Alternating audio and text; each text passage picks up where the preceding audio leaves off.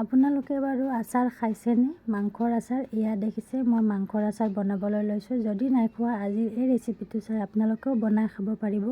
এয়া মই ভিনেগাৰ লৈ লৈছোঁ, আধা মই ইয়াত দি দিছোঁ। যিহেতু মোৰ মাংস হাফ কিলো হয়, চিকেনৰো বনাব পাৰি, চিকেনৰটো বেলেগকৈ বনাব পাৰি। আৰু এয়া মই লৈছোঁ মাংস, আৰু গমেই পাইছে গৰু মাংস হয়। ইয়াত পানী ব্যৱহাৰ নহয়, পানী একেবাৰে নলগাব।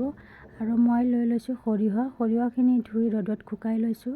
আৰু মই জলকীয়া দি দিছোঁ, যিমানখিনি খায় আপোনালোকে সিমানখিনি জলকীয়া দিব পাৰিব।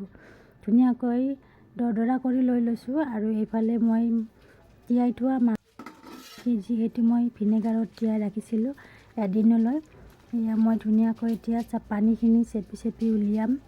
ইয়াৰ পানী অকণমানো থাকিব নালাগে, দেখিছে লেতেৰা পানীটো ওলাই গুচি গ'ল। আৰু এতিয়া মই এটা কেৰাহী বহাই দিছোঁ, গৰম হৈছে কেৰাহীটো। আৰু ইয়াত মই দি দিছোঁ মাংসখিনি। যিহেতু এতিয়া মাংসৰ পানী ওলাব, এনেকৈ লৰাই থাকিব লাগিব। পানীটো যেতিয়ালৈ ওলাই শুকাই নাযায় তেতিয়ালৈকে। এয়া দেখিছেনে কিমান পানী ওলাই গ'ল মাংসৰ পৰা। আৰু মাংসটো এনেই সিজি যায়, নাভাবিব যে মাংসটো নিসিজে বুলি, কিন্তু মাংসটো সিজি যায়। এয়া পানীখিনি এনেকৈ লৰাই থাকোঁতেই পানীখিনি শুকাই যাব। এয়া দেখিছে এনেকৈ লৰাই থাকিব লাগিব, কম জুই দি ধৈৰ্য সহকাৰে বনাব লাগিব। যিহেতু অকণমান সময় লাগে, যিহেতু জুইটো বেছি দিব নোৱাৰি। এয়া দেখিছে পানীটো শুকাই গ'ল। আৰু মই সেই কেৰাহীটোতে তেল দি দিছোঁ, যিমানখিনি মাংস সিমানখিনি তেল দিব লাগিব। আৰু মই মছলাৰ বাবে জিৰা, ধনিয়া, জলকীয়া, অকণমান আদা নহৰু, তেজপাত এটা লৈ লৈছোঁ। ইয়াতে আপোনালোকে মেথি গুৰি দিব পাৰে, আজৱাইনো দিব পাৰে, মই নাই দিয়া, অপশ্যনেল হয়, দিব পাৰে নিদিব পাৰে। আৰু এতিয়া অলপ সময় এনেকৈ ভুনি থাকিম। অলপ সময় ভুনাৰ পিছতে মই দি দিম সৰিয়হখিনি। সৰিয়হখিনি দিয়াৰ পিছতে আপোনালোকে লৰাই থাকিব লাগিব আৰু জুইটো কমাই দিব লাগিব। এতিয়া মই দি দিছোঁ আদা নহৰুখিনি আৰু তেজপাতা, জলকীয়াৰ গুড়ি। বহুতে গৰম মছলা দিয়ে আৰু মই গৰম মছলা নিদিওঁ। যিহেতু মোক শাহুমায়ে শিকাইছিলে, যেতিয়া মই প্ৰথম আহিছিলোঁ তেতিয়াই মোক শাহুমায়ে বনাই আছিলে, তেতিয়া মই সুধিছিলোঁ বোলে কি হয়। তেতিয়া মোক কৈছে তুমি আহা তেতিয়াহ'লে চোৱা কেনেকৈ মই বনাইছোঁ। আৰু এয়া মোক শাহুমায়ে বনোৱা ৰেচিপি হয় এইটো।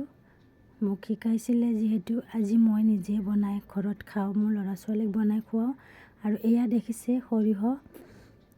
সৰিয়হখিনি দিয়াৰ পিছতে এনেকৈ লৰাই থাকিব লাগিব। ইমান যে টেষ্টি হয়, আপোনালোকক মই কি ক'ম, আপোনালোকে এবাৰ বনাই ট্ৰাই কৰি চাব। আৰু এই আচাৰখিনি আপোনালোকে এমাহ ডেৰ মাহলৈ ৰাখিব পাৰিব। মাজে সময়ে ৰ'দত দিব লাগিব, ফ্ৰিজত ৰাখিব পাৰি, কথা নাই। মাজে সময়ে ৰ'দত দিলে আচাৰটো ভালে থাকে। আৰু যিহেতু মাংসৰ আচাৰ ইমান বেছি মছলাও নালাগে, অলপকৈ লাগে। আৰু দেখিছেনে কি সুন্দৰ হৈছে, মই এনেকৈ ভুনি ভুনি ধুনীয়া কৰি ৰেডি কৰি ল'লোঁ।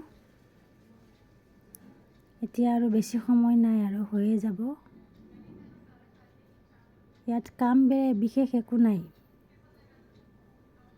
ভুনি থাকিব লাগিব, লৰাই থাকিব লাগিব। ভিনেগাৰ শেষত মই অকণমান ভিনেগাৰ দি দিম।